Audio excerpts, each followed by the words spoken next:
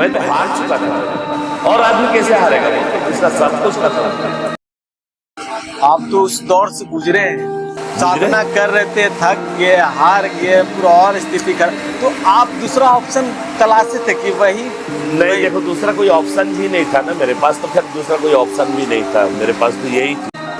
जो भगवती पर भरोसा करके जो इंसान अपना, उस समय की बात मैं बता रहा हूँ, उस समय जिस समय की मैं बात कह रहा हूँ, लगभग 7-8 साल, 8 साल समझ लो, 8, तो हमको बहुत तकलीफ हुई थी ना, बहुत तकलीफ हुई थी। लेकिन ये है कि भैया है, भैया खुशी है, ये विश्वास आखिरी तक था, मतलब मैया है, जब तक नहीं मिला तब तक।